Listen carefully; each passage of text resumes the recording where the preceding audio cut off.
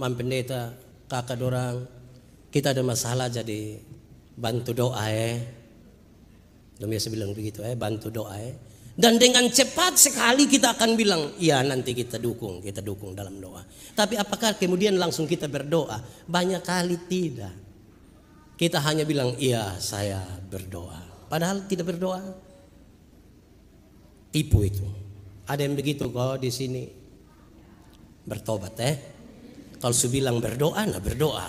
Jangan.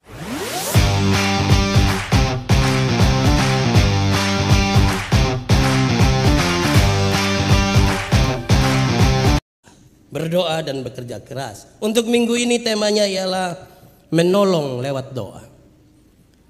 Saya pilih satu bagian pembacaan Alkitab dan saya kira ini ideal sekali. Terambil dari Injil Yohanes. Injil Yohanes pasal 17 ayat 9 sampai ayat yang ke-21.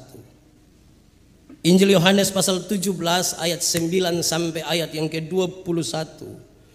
Tertulis di bawah perikop doa Yesus untuk murid-muridnya. Ayat 9. Aku berdoa untuk mereka. Bukan untuk dunia aku berdoa, tetapi untuk mereka yang telah Engkau berikan kepadaku, sebab mereka adalah milikmu. Dan segala milikku adalah milikmu, dan milikmu adalah milikku, dan aku telah dipermuliakan di dalam mereka. Dan aku tidak ada lagi di dalam dunia, tetapi mereka masih ada di dalam dunia, dan aku datang kepadamu. Ya Bapa yang kudus, peliharalah mereka dalam namamu, yaitu namamu yang telah Engkau berikan kepadaku, supaya mereka menjadi satu sama seperti kita.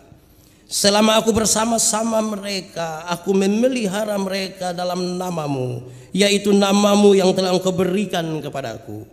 Aku telah menjaga mereka, dan tidak ada seorang pun dari mereka yang binasa selain daripada dia yang telah ditentukan untuk binasa, supaya genaplah yang tertulis dalam kitab suci.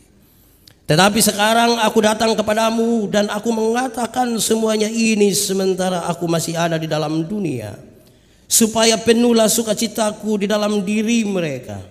Aku telah memberikan firman-Mu kepada mereka, dan dunia membenci mereka karena mereka bukan dari dunia, sama seperti aku bukan dari dunia.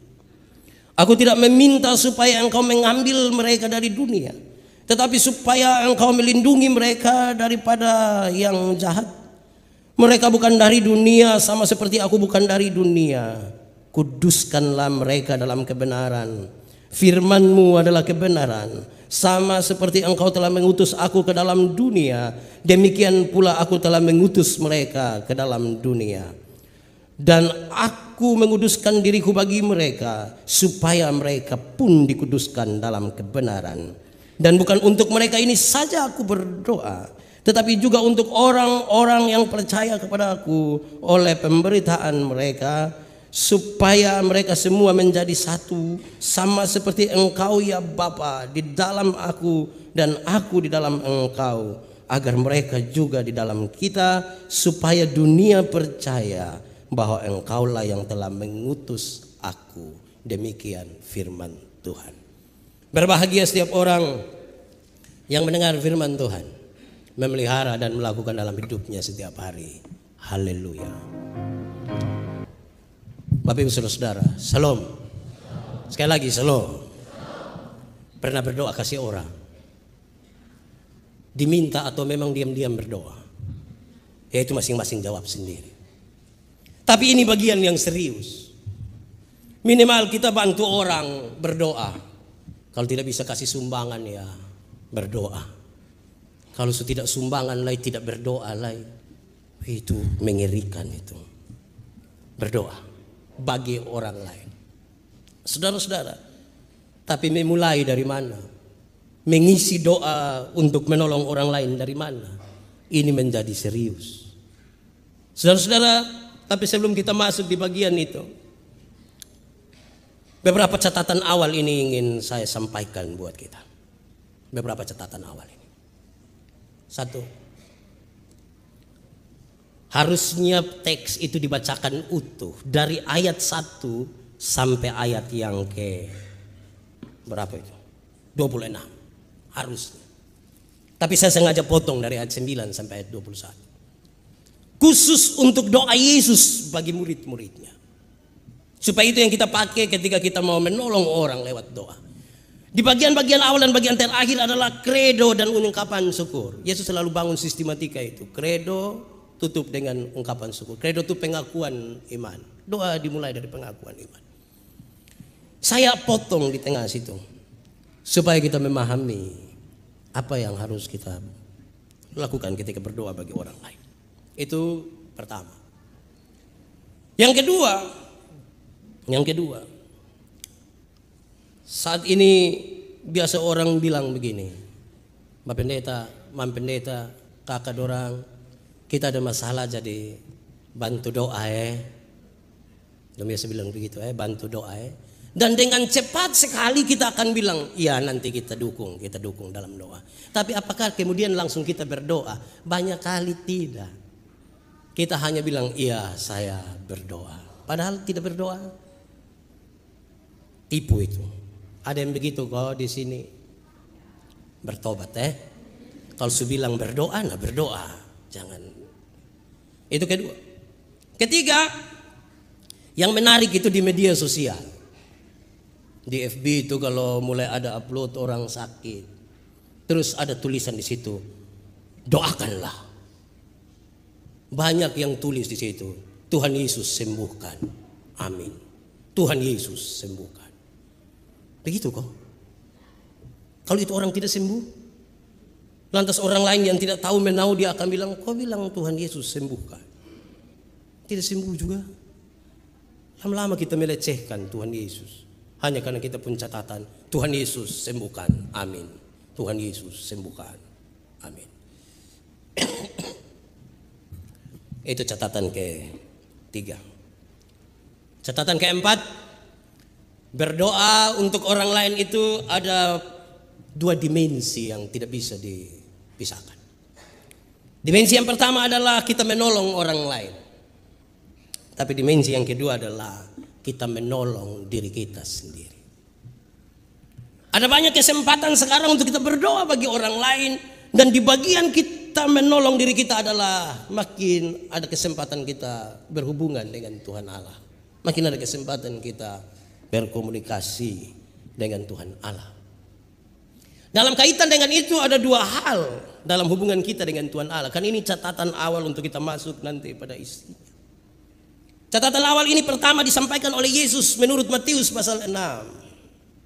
Ada tiga hal awal yang harus disiapkan untuk masuk dalam doa. Salah satunya kan kita berhubungan dengan Tuhan Allah. Maka pastikan bahwa kita punya hubungan dengan Tuhan Allah baik dulu, baru kita berdoa kasih orang lain. Ini hubungan dengan Tuhan Allah buruk tapi mau berdoa kasih orang lain, tidak bisa. Kata-kata doa tidak lebih penting dari hubungan kita dengan Tuhan Allah. Sekali lagi, hubungan dengan Tuhan Allah lebih penting dari kata-kata doa kita. Banyak orang memperhatikan kata-kata dan lupa memperhatikan hubungan dengan Tuhan Allah. Kata-kata bisa direkayasa, hubungan tidak. Perhatikan duluan hubungan. Saya bilang di mana-mana hubungan itu lebih penting.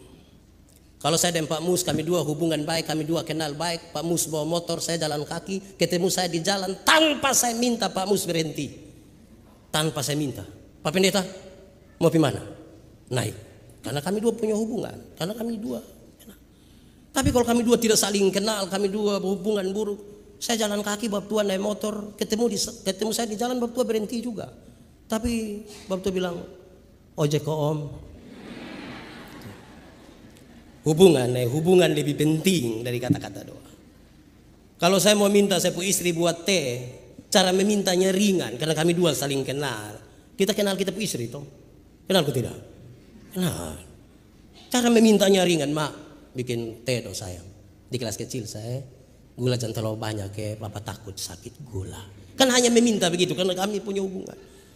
Tidak mungkin minta kepada istri teh kita bilang mama buatlah segelas teh. Jangan terlalu banyak gula ya. Papa takut sakit gula. Lama-lama mam tua tanya, lu sehat? hubungan itu. Jadi sebelum kita berdoa kasih orang lain, pastikan bahwa kita dengan Tuhan hubungan baik dulu, supaya sebentar omongnya enak-enak dengan Tuhan. Kalau saya gatal di sini dan minta ibu untuk garuk, cara memintanya gampang, ringan saja. Mama, garuk di sini, dia bilang, di situ. Cara mintanya hanya begitu. Tidak mungkin ada gatal setengah mati di sini terus kita bilang, Ibunda, garulah di sini. Itu mengerikan itu permintaan itu. Ringan-ringan saja. Pastikan dulu hubungan kita dengan Tuhan. Yang kedua, saudara lihat bahwa dalam teks tadi, kalau kita baca dari awal, ketika Yesus berdoa itu, bukan saja dia memastikan hubungan dengan Tuhan yang begitu akrabnya, tetapi dia kenal betul. Dia kenal betul siapa murid-muridnya. Dia kenal betul persoalan mereka. Dia kenal betul kebutuhan mereka. Baru dia berdoa. Saya tidak ingin membawa saudara untuk setiap kali mau berdoa kasih orang harus tanya, kita perkenalan dulu. Nama siapa? Jenis kelamin, nomor sepatu. Tidak perlu sampai sejauh itu. Tapi minimal kebutuhannya kita tahu. Kenapa? Berdoa bagi orang lain, berdoa untuk orang lain itu kita tidak boleh menempatkan diri seperti calo. Kadang-kadang kita berdoa kita menempatkan diri hanya seperti calo. Kita berdiri dan lapor di Tuhan. Ada orang sakit di sini, lantas kita bilang, Tuhan, sakit. Itu calo itu. Mengidentifikasikan diri dengan mereka. Baru kemudian berdoa. Di mana 2-3 orang sepakat punya hati yang sama. Apa yang kamu minta Tuhan berikan bagimu. Saya ingat waktu masih melayani di Alor. Ada satu waktu tidak ada uang sama sekali. 1 rupiah tidak ada. Tidak ada beras. Tiba-tiba datang satu anak muda di saya. Dia bilang, Bapak doa dulu. Kenapa? Bapak saya ini tidak ada beras sama sekali. Tidak ada uang juga sama sekali. Saya dalam hati dia olok saya mungkin. Saya sudah tidak ada uang, tidak ada beras. Baru dia datang dia omong gitu. Lalu saya bilang, jadi lupa kita doa minta beras. Bukan Bapak. Mama sakit. Saya berdoa dengan dia, terlepas dari kuasa Tuhan itu, terlepas dari kuasa Tuhan. Tapi saya berdoa habis dia mama sembuh. Saya bayangkan kenapa bisa begitu? Jawabannya sederhana, karena kami dua satu hati. Saya tidak ada beras, dia juga tidak ada beras. Saya tidak ada uang, dia juga tidak ada uang. Sama toh? Dalam hati yang sama itu, kita sepakat meminta sesuatu kepada Tuhan. Dan Tuhan mau, kan Tuhan pun mau begitu. Tapi minimal kita punya hati sepakat untuk itu. Jangan jadi calo kalau berdoa ke seorang. Sebab kalau orang yang berdoa jadi calo itu dia suka pilih-pilih orang baru dia berdoa. Kalau berdoa kasih orang kaya dia pilih dia baik-baik. Kok kita berdoa kasih kok rumah tangga kok. Berdoa untuk usaha kok. Berdoa untuk anak-anak kok. Lama-lama bukan bab tua yang kasih tahu, dia kasih tahu kembali bab tua. Tapi kalau berdoa kasih orang susah dia hanya bilang tutup mata kok kita berdoa. Kalau Tuhan berkenan hidup, kalau Tuhan tidak berkenan. Tapi baik hidup baik mati semuanya milik Tuhan itu. Terlalu betul itu. Kita tidak ada hati sekali. Oke, saudara, setelah memahami hal-hal itu, baru sekarang kita belajar dari Yesus. Bagaimana Yesus berdoa untuk orang lain. Supaya ketika saya dan saudara diminta berdoa bagi orang lain, atau secara diam-diam kita angkat hati untuk berdoa bagi orang lain, minimal apa yang Yesus lakukan bagi murid-murid itu, itulah yang kita pakai. Saya catat 4 hal. Tapi itu 4 hal itu ada di ABCD juga. Panjang. Satu. Yesus berdoa supaya murid-muridnya menjadi kuat dalam masalah dan bukan lari dari masalah. Itu yang pertama. Yesus berdoa supaya mereka tetap kuat ada dalam masalah. Yesus tidak berdoa untuk membuat masalah itu hilang. Tidak. Supaya mereka kuat ada di dalam masalah. Itu menarik. Kadang-kadang kita berdoa supaya Tuhan menghilangkan masalah. Tidak. Di dunia ini masalah tetap akan ada. Di surga baru tidak ada masalah. Di dunia ada masalah. Hanya 2 orang di dunia yang tidak ada masalah. Pertama, orang gila. Itu dia tidak ada masalah. Biar dia tidak pakai pakaian, itu dia jalannya tidak ada masalah. Dan yang kedua adalah orang mati. Orang mati tidak ada masalah Dia sudah mati, nggak ada masalah. Masalah bukan masalah. Cara kita lebih penting dari itu persoalan. Karena itu saya mencatat begini. Ketika Yesus berdoa supaya mereka kuat ada di dalam masalah, poin paling pertama dari bagian itu bagi Allah, Yesus berdoa bagi mereka yang masih hidup, bukan yang sudah mati. Yesus lagi berdoa bagi murid-murid yang masih hidup. Kalau berdoalah bagi orang lain, berdoalah bagi mereka yang masih hidup, bukan yang sudah mati. Ini kontekstual sekali dengan perilaku akhir-akhir ini. Banyak orang itu, ini bukan pada ajaran kita. Banyak orang itu, ketika ada orang lain mati, kita tulis read baik-baik, baru kita bilang, jadilah pendoa buat saya. Masih hidup saya tidak tahu berdoa, sudah mati dia mau berdoa ke saya, bagaimana? Tidak mungkin itu. Berhenti. Berdoalah bagi mereka yang masih hidup. Yang sudah mati itu. Berdoalah bagi mereka yang masih hidup. Tidak usahlah berdoa untuk dia jadi pendoa bagi kami. Justru tidak ada itu. Justru tidak ada itu. Membuat apa? Juga supaya perilaku kita lebih ditujukan kepada mereka yang masih hidup. Saya omong di mana-mana, kita ini pi kuburan saja bermasalah. Sampai langsung bilang, "Salam, kami sudah datang." Untung bab tua tidak sambung bilang, "Omong deng." Bicaralah dengan mereka yang masih hidup. Berdoalah dengan mereka yang masih hidup. Jangan yang sudah mati baru dipaksa bawa omong. Yang dia hidup kita tidak bawa omong. Itu satu. Yang kedua, supaya Tuhan dimuliakan di atas mereka. Supaya Tuhan dipermuliakan. Berdoa bagi orang lain supaya mereka kuat dalam menghadapi persoalan mereka. Berdoalah supaya Tuhan dimuliakan di atas mereka. Dan bukan kita yang dimuliakan. Bukan juga tindakan mereka yang dimuliakan. Kenapa catatan ini menjadi bagian ini? Karena banyak kali kita berdoa tapi bukan Tuhan yang dimuliakan. Pak Pendeta sembahyang dulu, tidak mau minum obat. Sembahyang habis berikan Bapak, ini obat ini Bapak. Itu hari itu mam tua semua lewat, untungin obat. Nah yang tadi kita omong Tuhan. Berdoalah supaya Tuhan yang dimuliakan, bukan obat, bukan apapun. Tuhan yang dimuliakan. Dan bukan kita juga yang dimuliakan. Kalau berdoa ke orang lain, begitu. Kenapa saya bilang begitu? Saya mendampingi hampir 6.000 kelompok persekutuan doa di Gemit. Banyak kali jemaat datang yang Mbak Pendeta. Itu bab tua kalau berdoa. Sekali. Itu mam tua kalau berdoa 2 kali sah. Dan itu kakak tua kalau berdoa 3 kali sah. Yang memberi kesembuhan itu bab tua, mam tua, kok kakak tua.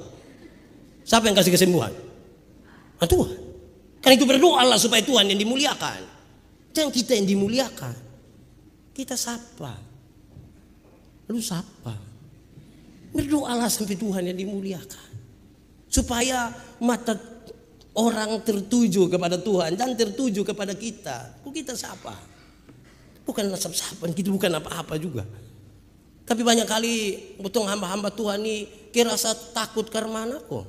Kalau misalnya berdoa kok tidak jadi. Kita pun tugas berdoa sah. Bukan turut menentukan. Pulang dari sini kalau ada yang datang kok ada masalah kok dia bilang mari kok saya berdoa nanti sekali saya suruh dia main lompor di mana kok. Tugas kita tuh hanya berdoa bukan turut menentukan. Dia jangan bikin diri inti, jangan. Bikin diri cadangan. Jangan bikin diri inti, tidak boleh. Biar Tuhan yang dimuliakan. Korek kawan di samping kau kasih tahu, biar Tuhan yang dimuliakan. Jangan kita pun diri dimuliakan, Tuhan yang dimuliakan. Ketiga, di bagian ini, di bagian di mana Yesus mau berdoa supaya orang-orang itu kuat dalam masalah mereka. Di bagian inilah masalah-masalah dia, masalah-masalahnya itu kita sampaikan di situ kan kita sekian. Sampaikan di situ. Masalah kita sakit, sampaikan di situ. Kalau kita sementara dalam kecewa, dia dalam kecewa, sampaikan di situ. Kalau dia ada dalam dosa, sampaikan di situ. Kalau dia ada dalam pergumulan tentang keinginannya lebih kuat dari kebutuhannya, sampaikan di situ. Kalau dia terlalu sibuk, sampaikanlah di situ. Kalau dia sementara iri hati, sampaikanlah di situ. Sampaikanlah di situ. Tuhan, kami berdoa. Ini anak yang terlalu main-main dan dosa, Tuhan. Tapi kita omong begitu, kita tahu dan pasti baru omong. Jangan sampai tidak tahu dan pasti juga kita bangun bilang, mengaku sudah. Saya ada lihat ini. Dari lupu muka saya lihat ini. Engkau bermain-main dengan dosa. Saya kira tidak. Sampaikanlah dengan pasti. Itu bagian pertama. Berdoa kasih orang lain itu. Berdoa supaya dia menjadi kuat. Ada di dalam masalah. Tuhan itu tidak pernah menjanjikan lautan tenang. Tidak pernah. Bukan laut kalau tidak ada gelombang. Bukan laut kalau tidak ada gelombang. Air yang tidak ada gelombang dia pun nama aqua. Tidak ada gelombang. Tapi yang namanya laut itu tetap ada gelombang. Tapi Tuhan janji berikan kekuatan untuk kamu menyelesaikan masalah. Karena itu masalah itu apa? Kita ini diciptakan untuk makin tinggi ke atas. Dia juga yang bermasalah itu diciptakan untuk makin tinggi ke atas. Supaya apa? Supaya ketika dia berjumpa dengan masalah, masalah itu dia ditekan sedikit ke bawah supaya dia makin tinggi. Masalah itu apa? Masalah itu dia ditarik sedikit ke belakang supaya dilempar makin jauh ke depan. Supaya ketika dia berjumpa dengan masalah dia bilang, Tuhan terima kasih untuk ini masalah. Tapi mohon maaf Tuhan, ini masalah dipurasa pahit. Dia saya datang kepadamu dengan muka merah, mata babangka, karena tidak bisa tidur dan menangis dari tadi malam. Tapi dia tahu bahwa dia diberi kekuatan. Bukan silih dari masalah. Saudara punya masalah kok, punya. Tidak usah omong. Saya lihat ini muka masalah semua. Ya memang kita berada dalam masalah.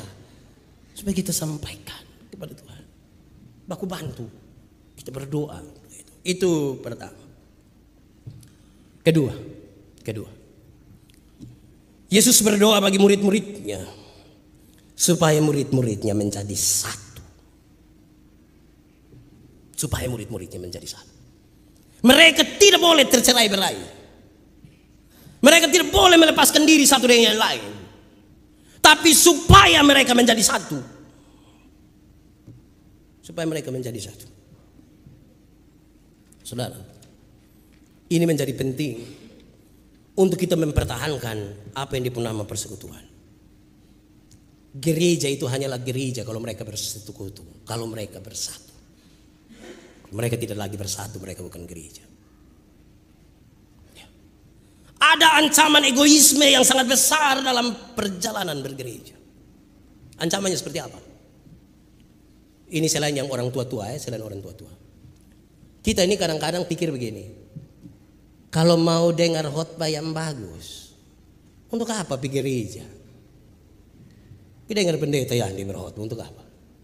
Cukup di rumah, setel radio, bisa sambil tidur, makan-makan ubi kayu, dengar khotbah.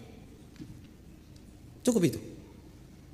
Kalau mau tahu yang khotbah bagus, dengan dia punya segala macam yang bagus, tidak perlu pergi ke gereja.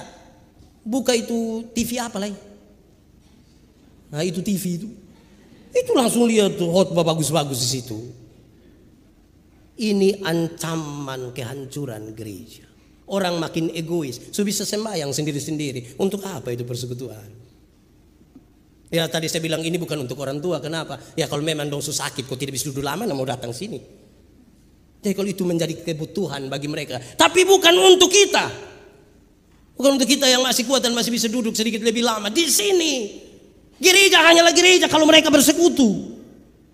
Tuhan Yesus berdoa supaya mereka menjadi satu. Itu poin pertama dari teks ini. Supaya dong jadi satu.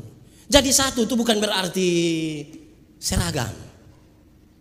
Tidak perlu jadi seragam. Satu pakai hitam, semua pakai hitam. Satu putih, semua putih. Bukan itu. Satu bilang do, semua do. Dengan sol. Dengan sol. Kita tetap berbeda. Menjadi satu itu bukan berarti diikat. Kucing dengan anjing ikat di ekor baru yang penting kamu dua satu. Tidak. Dong bakal lain terus itu. Supaya mereka menjadi satu dalam perbedaan mereka. Saya khotbah di mana-mana saya bilang persekutuan gereja itu harus sama seperti kolak. Seperti apa? Tahu kolak?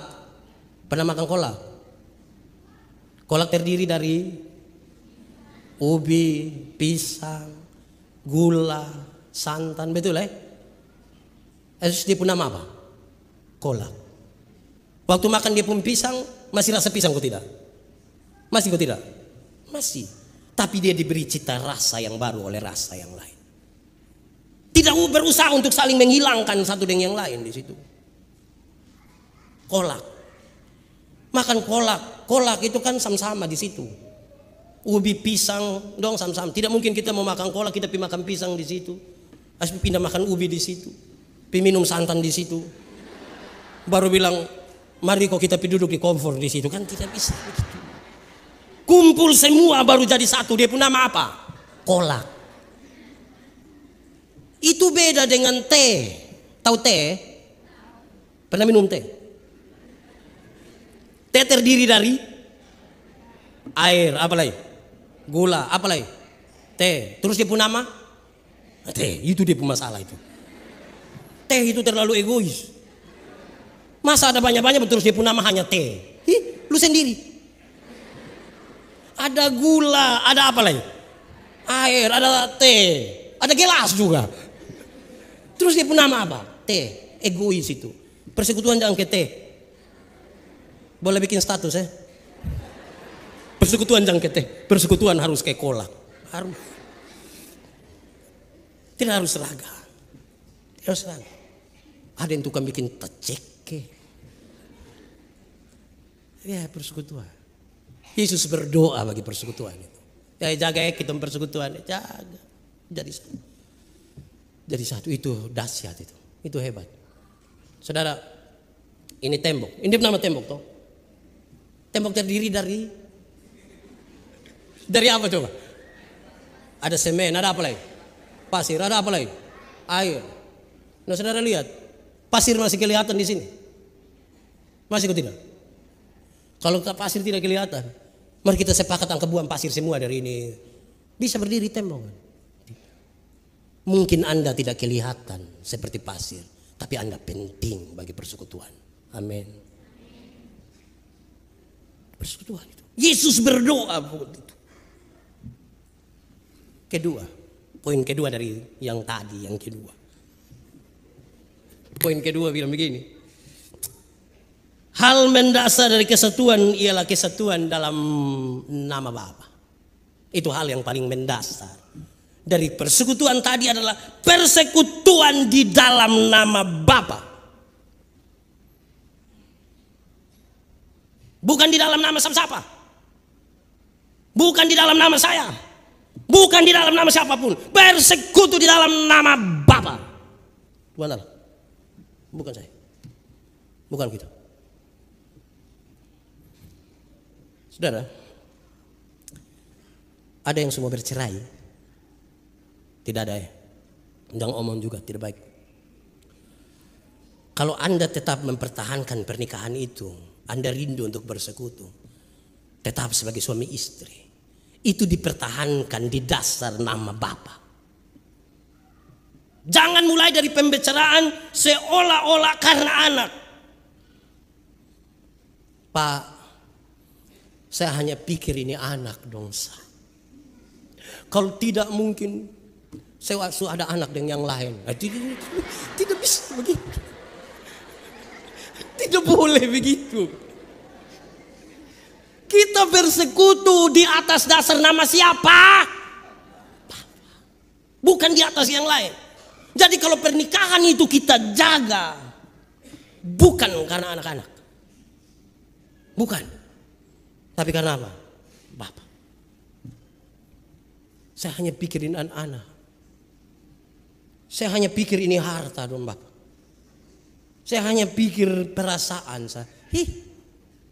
Anda tidak akan menikmati hidup itu dengan baik. Tidak akan. Bangunlah hidup ini di atas dasar nama Bapa. Saudara,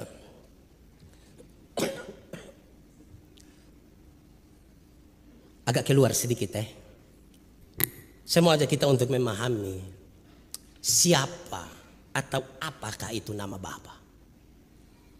Ini agak di luar kita pun tema, tapi saya merasa penting untuk kasih tahu. Apa dan siapakah nama Bapa itu? Dan siapakah nama Bapa yang sesungguhnya?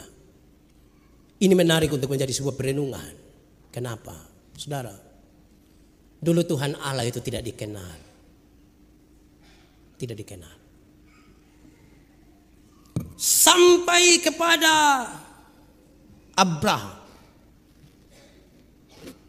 Kemudian kita dengar, pokoknya mulai dari kita pun bapak-bapak leluhur dong itu. Kita mulai kenal dia pun nama YHWH. Tapi tidak boleh disebutkan. Tidak boleh. Dari tidak dikenal menjadi ada sebutan, tapi tidak boleh disebutkan. Tidak boleh. Di kitab Keluaran dia tambah satu ketika Musa bertanya kepada Tuhan dalam Keluaran 15. Keluaran pasal 3. Dari YHWH yang tadi tidak bisa disebutkan itu, dia tambah satu. Dia mengatakan, aku adalah aku. Jadi dari yang tidak dikenal itu menjadi YHWH yang tidak boleh diucapkan. Dia naik lagi, aku adalah aku. Saudara, lantas dalam rencana itu, setelah manusia jatuh dalam dosa, rencana penyelamatan Allah mulai datang sampai kepada Yesus Kristus, dan mulai ada nubuatan kira-kira 700 atau 800 tahun sebelumnya.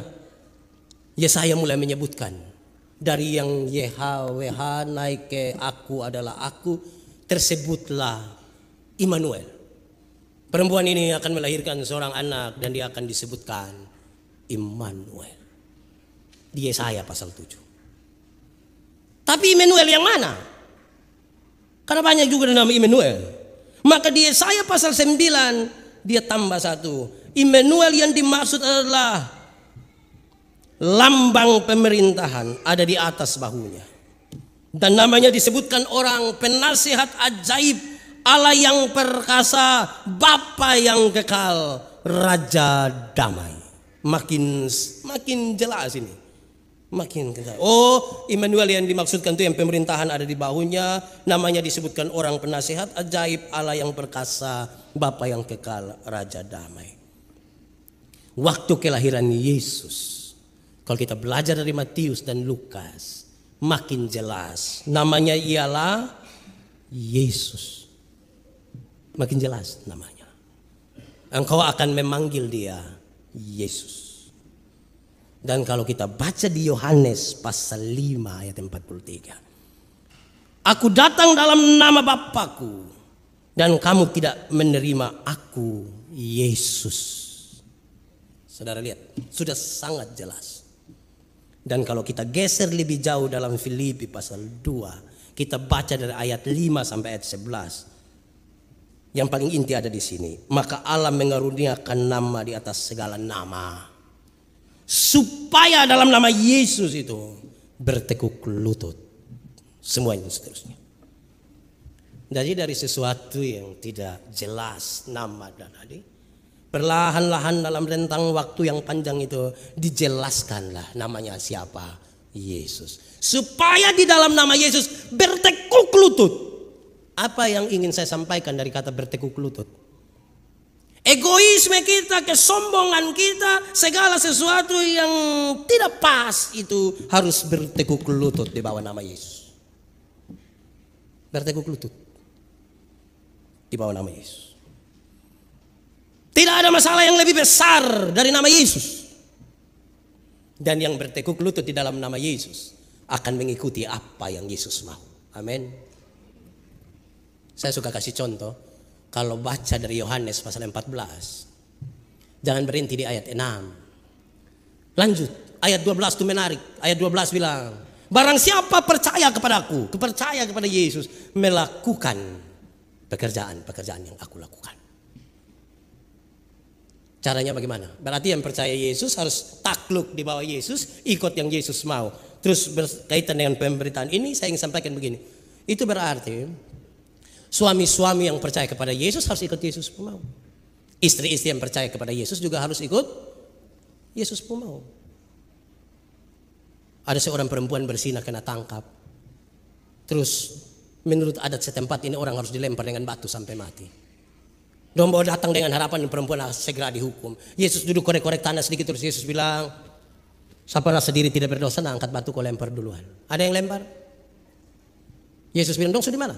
Dong sepulang Bapak. Engkau pergilah dan jangan berbuat dosa lagi. Takluk di bawah namanya. Engkau pergi dan jangan berbuat dosa.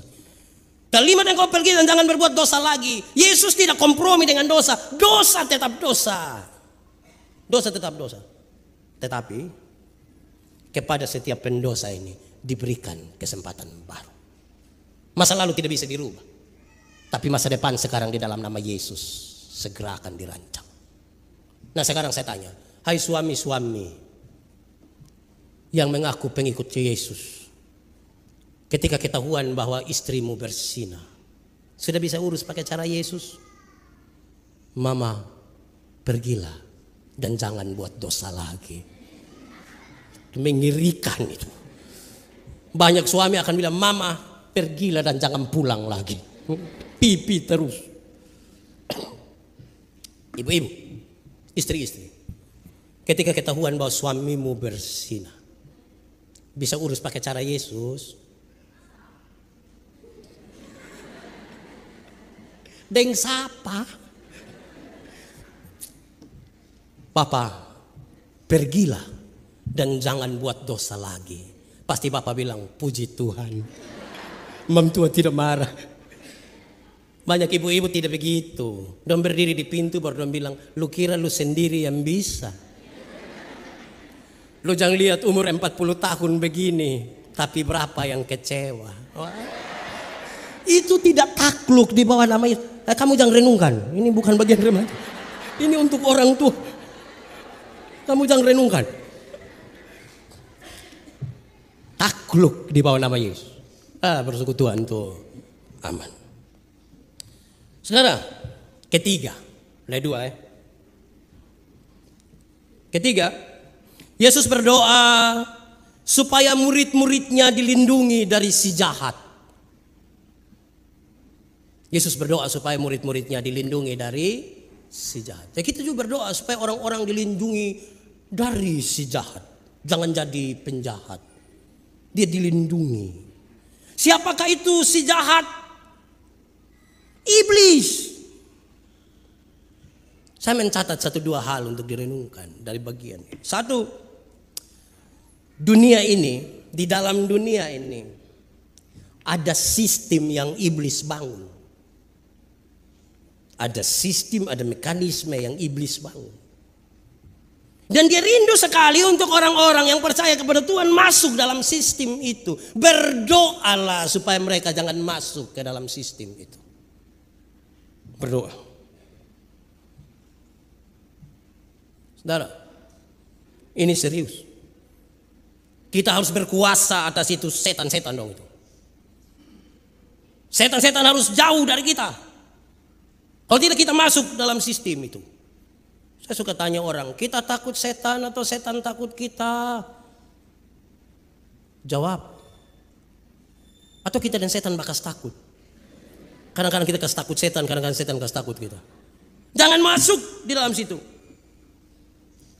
Kita harus menang terhadap sistem yang iblis bangun itu. Saya berkhotbah di beberapa acara penghiburan. Saya bilang, hai Papa Sumati. Papa Sumati itu dia supi terus. Tapi ingat, iblis bisa memanipulasi itu. Saya cerita saya punya pengalaman sam-sam dan Pak Pendeta Jontri. Kalau dia terlalu ingat dia pun Bapak. Iblis memanipulasi itu. Bahkan dia tidur sebab tua bisa selimut kau tutup dia. Dia datang di Kupang, setiap kali dia tidur bab tua duduk di ujung tempat tidur. Di satu titik dia nikmati, tapi pada titik yang lain dia sangat hancur dan dia malam-malam tidak bisa tidur. Dia datang di sana bilang, kakak berdoa dulu. Kami dua berdoa. Berdoa malam pertama habis, aman, tidur. Saya lihat dia pemuka lain. Besok saya tanya, Bu, kenapa kau pemuka begini, baru gigi 3? Dia bilang, oh itu saya pembapa itu. Wah, besok malamnya kami dua berdoa, Tuhan, supaya dia jangan diganggu oleh ini manipulasi iblis ini. Kami 3 orang berdoa, tambah 1 teman di hari kedua. Pas kami berdoa, tiba-tiba dia pembapa berdiri di muka pintu. Dia pembapa berdiri di muka pintu dan saya dengan yakin sekali saya bilang, kalau benar engkau dia pembapa, masuk. Kami tidak sendiri, kami dengan Yesus. Ini kan lewat kejadian, makanya saya omong begitu. Waktu masih ada masalah waktu itu, waktu pas waktu berdiri di situ saya bilang, kalau benar lu dia pembapa masuk, kami tidak sendiri. Ini kan lewat kan kita bisa cerita hebat-hebat. Waktu tadi itu mengerikan. Dia tidak berani masuk. Beberapa menit kemudian dia geser sedikit ke jendela. Dia tidak masuk. Dan setelah hari itu sampai hari ini dia tidak pernah muncul lagi. Berdoa supaya orang-orang jangan masuk dalam sistem yang iblis bangun. Jangan ada yang kaget-kaget datang kasih tahu, Bapak, kenapa? Tadi malam nenek ada datang. Nenek datang bikin apa? Kasih tahu nomor KP. Itu nenek bermasalah itu. Jangan masuk dalam sistem itu. Kedua saudara-saudara, orang beriman itu bukan milik dunia. Yesus berdoa dalam pemahaman yang dahsyat, orang beriman itu bukan milik dunia dan dipisahkan dari dunia. Tinggal dalam dunia, tapi tidak dari dunia, dipisahkan dari dunia. Padahal tinggal di dalam dunia. Ayat 14, 16, 19. Kita tinggal dalam sini. Kayak ikan itu tinggal di laut, tapi tidak asin. Kecuali kalau sudah jadi ikan kering, baru asin. Tinggal di situ, tidak asin. Tinggal di dalam dunia, tapi bukan milik dunia ini. Itu yang serius. Maka tidak berlaku pepatah yang mengatakan masuk kandang kambing mengembik, masuk kandang ayam hilang. Tidak bisa begitu. Tidak bisa. Identitas menjadi penting. Kalau Anda dikenal dunia sebagai milik Kristus, Kristus harus dikenal dalam dirimu. Tetap tinggal dalam dunia, tapi tidak menjadi bagian milik dari dunia ini. Ketiga, Yesus berdoa dengan maksud supaya manusia tidak meninggalkan dunia. Tidak meninggalkan dunia. Dia tetap ada di dalam dunia. Dalam dunia itu dia tetap akan punya cinta. Dia butuh makan minum. Dia berusaha. Dia melakukan semua.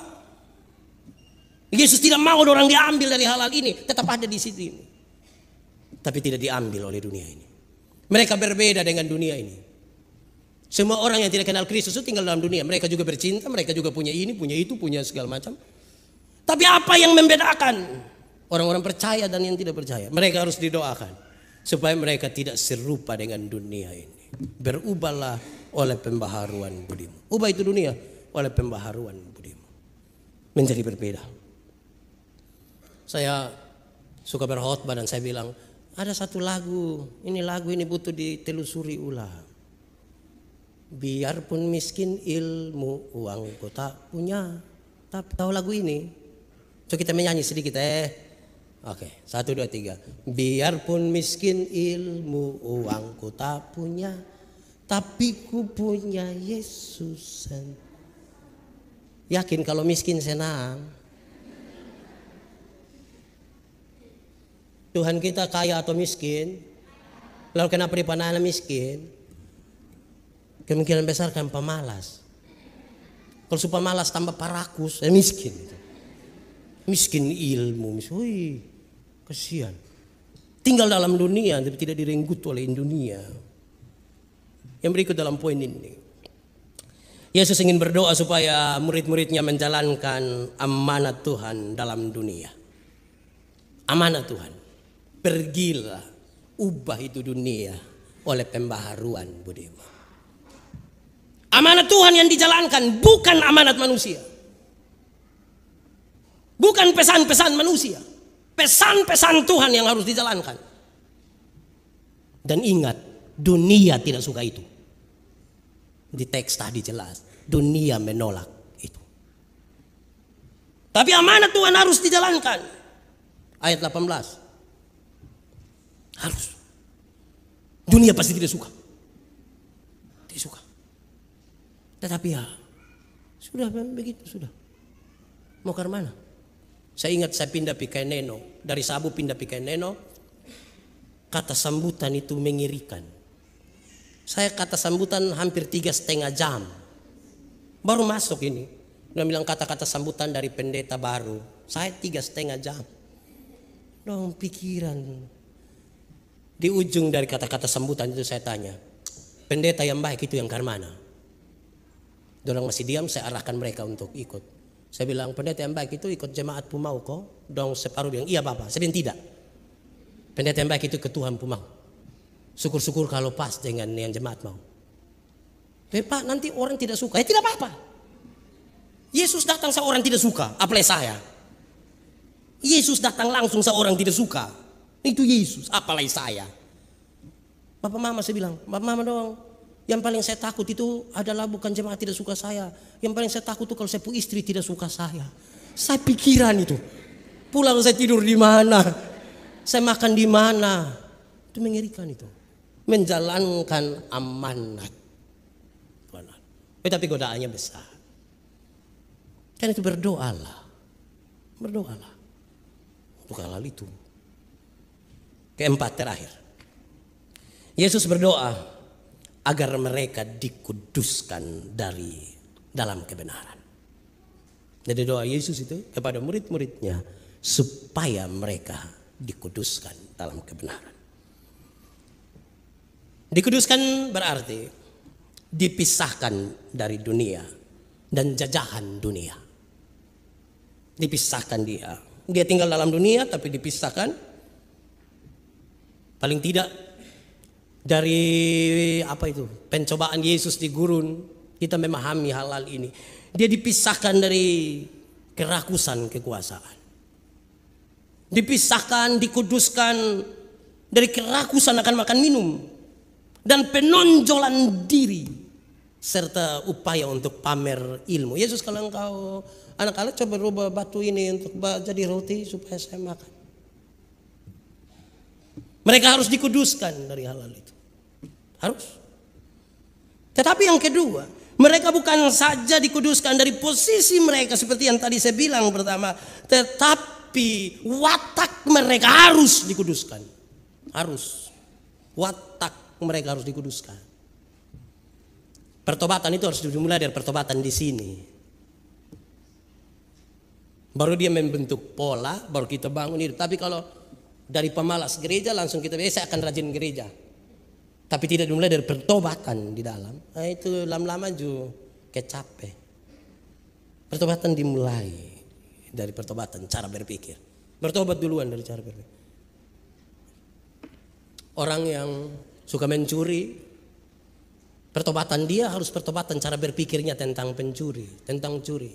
Nanti so aman itu baru dapat barang dia tidak ambil.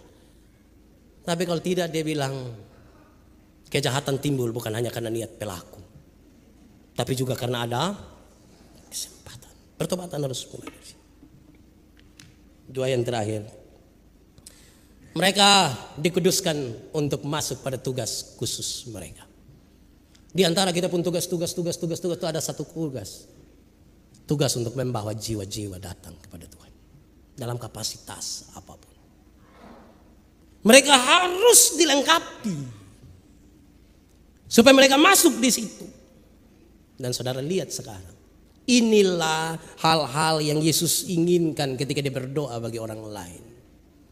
Berdoa supaya mereka kuat ada dalam masalah. Bukan menghilangkan masalah. Berdoa supaya mereka tetap menjadi satu. Berdoa supaya mereka dilindungi dari tipu muslihat si jahat. dan berdoa supaya mereka dikutuk.